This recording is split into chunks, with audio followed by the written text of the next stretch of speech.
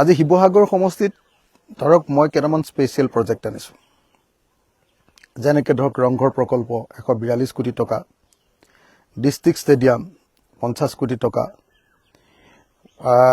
Urban water supply scheme 54+16 কোটি টকা, 70 কোটি টকা, ব্ৰহ্মপুত্ৰৰ খহনীয়া ৰোড 205 কোটি টকা, আমাৰ দিচাংমুখৰ পৰা ৰূপহী মুখলৈকে 205 কোটি টকা,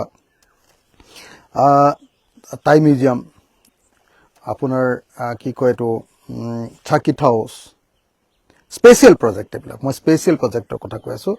যমুনা চাফাকৰণ, তাৰপাছত আপোনাৰ বৰপুখুৰী পাৰটোৰ সৌন্দৰ্যবৰ্ধন মানে একদম হেৰিটেজ চাইটৰ হেৰিটেজ ৱাক কৰিবৰ কাৰণে উপযুক্ত কৰা।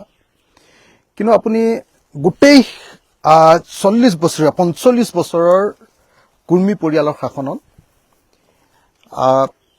আপুনি কওক যে মৰিয়নি বিধানসভা সমষ্টিত কি স্পেচিয়েল প্ৰজেক্ট আনিলে?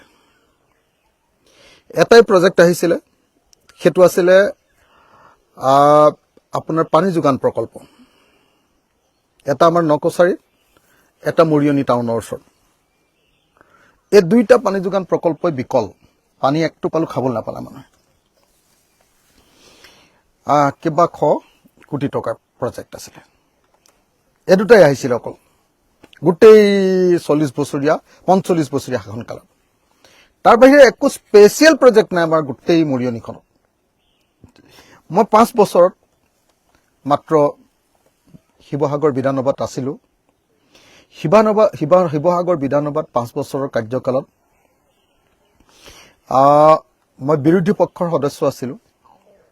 ৰূপজ্যোতি কুৰ্মী আকৌ সদায় শাসক পক্ষৰ সদস্য আছিলে, সদায় কংগ্ৰেছত আছিলে। তেতিয়া তৰুণ গগৈ ডাঙৰীয়া মুখ্যমন্ত্ৰী আছিলে। যেতিয়া আকৌ বিজেপি শাসনলৈ আহিলে, ৰূপজ্যোতিয়ে পাল্টা মাৰি দিলে, বিজেপিৰ শাসনলৈ আহিলে। কিন্তু তাৰ পাছতো দেখা গৈছে যে মৰিয়নি সমষ্টিত কোনো স্পেচিয়েল প্ৰজেক্ট আনিব পৰা নাই।